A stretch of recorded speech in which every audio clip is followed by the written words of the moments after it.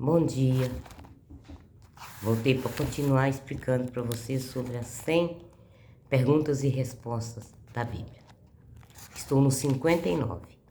Explique a frase, deixa que os mortos enterrem seus mortos. Está em Mateus 22. Mateus 8, versículo 22.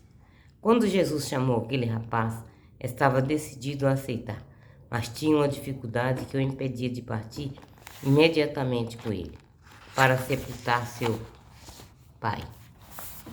Essas palavras se entendem melhor no sentido amplo de uma assistência que ele devia dar ao pai na velhice, na doença, até que chegasse a sua hora e ele pudesse cumprir os últimos deveres do filho. Não é que o pai já estivesse morto e a hora do enterro se aproximava.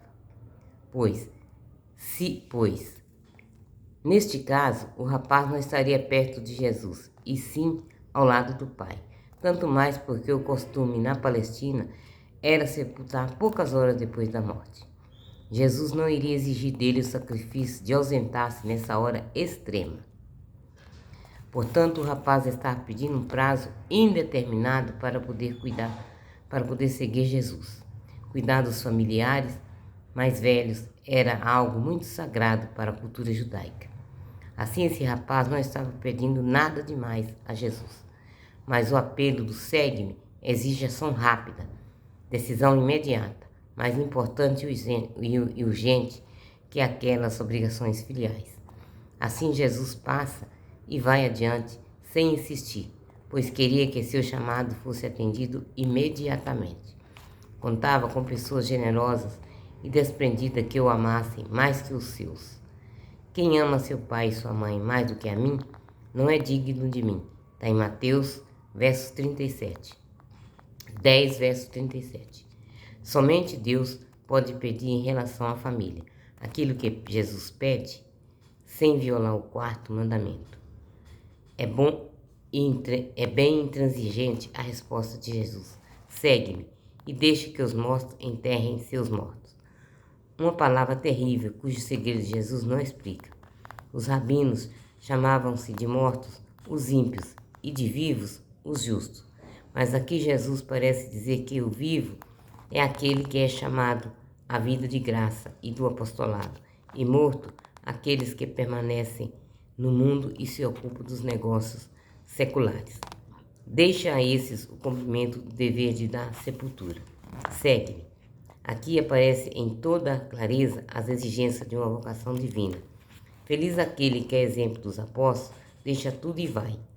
É de admirar o heroísmo de um soldado que, em perigo extremo de seus pais, assume seu lugar no campo de batalha e deixa os outros da retaguarda aos cuidados com a família, porque bastaria uma decisão maior quando se trata do reino de Deus. Em certos momentos, o maior serviço que Deus pode nos prestar é nos convidar a fazer um ato de heroísmo que nos eleva acima do nosso nível ordinário. Eu vou ler agora a página 60. Onde está a Bíblia? Faze tua parte que te ajudarei. Onde está na Bíblia? Faze tua parte que eu te ajudarei. Vamos ver, né, meus irmãos? Esses provérbios populares que associam o trabalho humano à bênção de Deus, por exemplo, Deus ajuda quem cedo madruga, fé em Deus e pé na tábua. Alguns têm procurado na Bíblia essas expressões, mas elas, porém, não encontram lá literalmente. É interessante notar, porém, que há provérbios na boca do povo que estão quase iguais na Bíblia. Por exemplo, imita a formiga,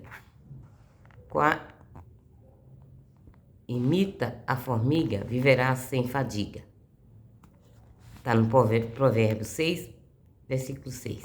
Quem dá aos pobres empresta a Deus. Provérbio 19, 17. Aliás, esse livro bíblico traz muita sabedoria, condensada em ditados que ensinam a viver. Uma certeza que nós temos é que Deus nunca fará em nosso lugar aquilo que podemos e devemos fazer. Não recorremos a Deus ou aos santos para entregar a eles nossas responsabilidades e cruzes nos braços. Alguns citam, para confirmar isso, o fato da ressurreição de Lázaro, quando Jesus ordenou que retirassem a pedra do túmulo. Está em João 11, versículo 39. Assim como ele tinha poder para ressuscitar Lázaro, podia também, com uma só pedra, ordenar que a pedra se movesse. Mas ele quis a colaboração de quem estava lá. Não fez sozinho o milagre. Existem na Bíblia muitas explicações que falam dessa colaboração de Deus com a nossa atividade humana. Por exemplo, Provérbio 21, 31.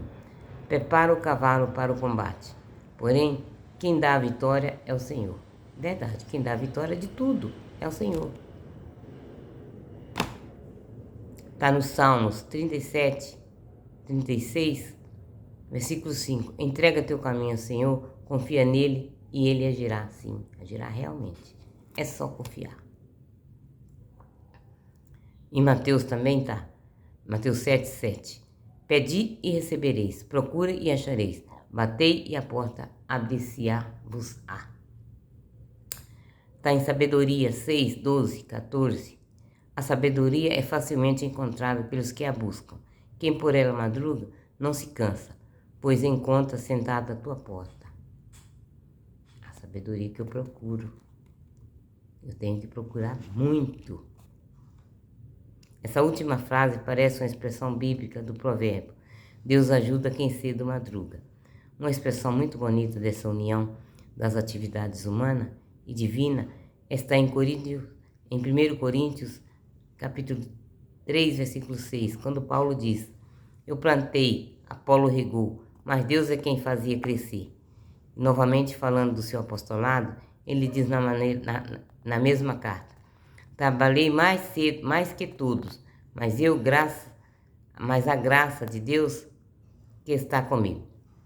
Trabalhei mais cedo que todos, não eu, mas a graça de Deus que está comigo. Ele trabalhou, mas foi a graça de Deus que fez ele estar lá, trabalhando. Eu vou ler mais um. Porque Jesus falava em parábola?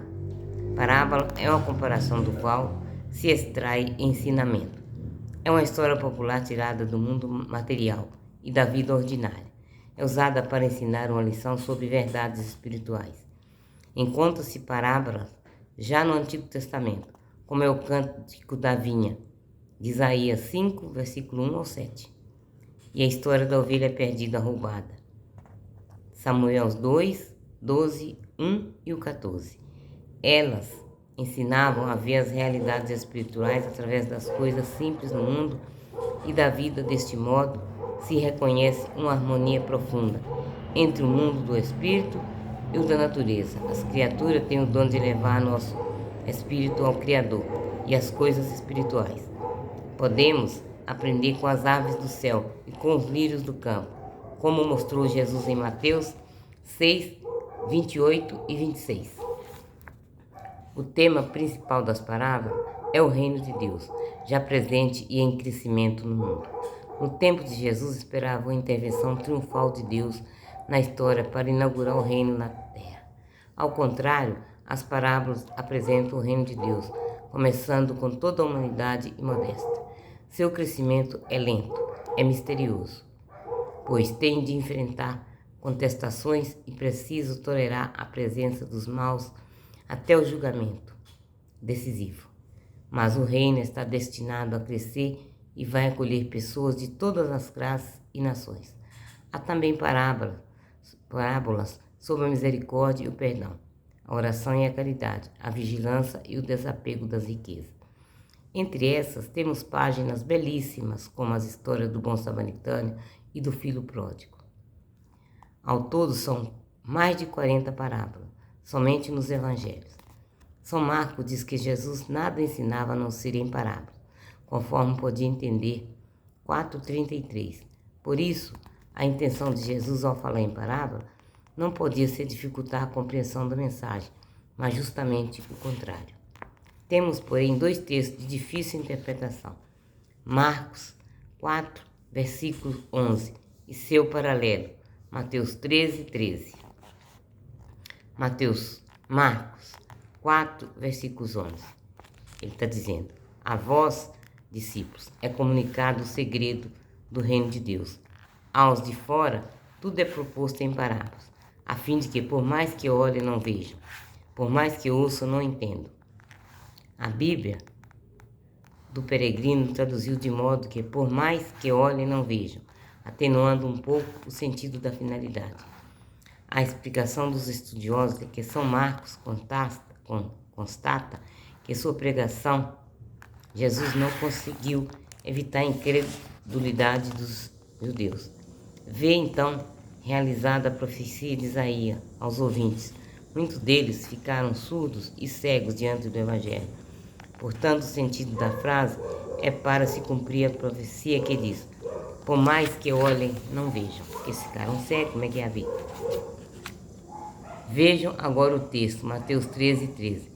É por isso que lhes falo em parábola, porque veem sem ver e ouvem sem ouvir nem entender. Só de ver Jesus, eles já entendiam o que ele queria falar e eles ouviam. Só de ver. Essa é a sabedoria que eu queria. É neles que se cumpre a profecia de Isaías. Certamente haveis de ouvir e jamais entendereis. Certamente havereis de enxergar e jamais verei. Mateus evitou o para quê e colocou o porquê, mitigando o paradoxo. As parábolas revelam a disposição de cada ouvinte, se são de acolhida ou de rejeição, e conforme essa disposição, elas iluminam ou cegam. Mateus 4, versículos 10. A parábola tem muito de enigma. Quem se fecha ao mistério, olha sem ver, ouve sem escutar. Daí a advertência de Jesus sem ver, ouvir sem escutar. Daí a advertência de Jesus várias vezes, ver sem escutar. Várias vezes repetida. Quem tiver ouvidos para ouvir, que ouça. Mateus 9, Marcos 4 ao 9, Lucas 14:35. O ensinamento só será captado por quem tiver as disposições necessárias. Assim, Jesus se manifesta efetivamente como sinal de contradição, ruína e ressurreição para muitos. Ele atrai os corações bem dispostos e desencaminha os que não querem compreender.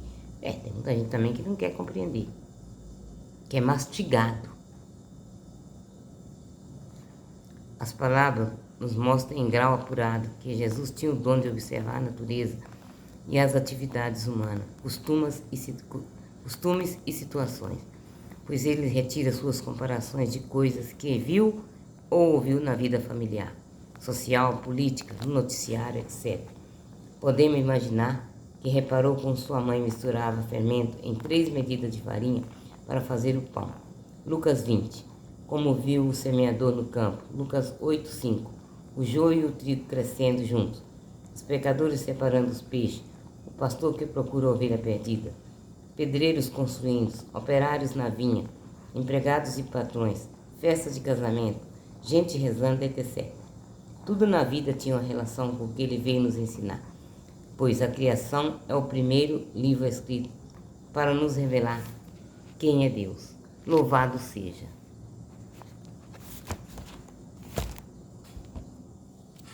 Vou parar, meus irmãos, porque eu quero ler mais uma, antes de eu encerrar hoje, voltação no sábado.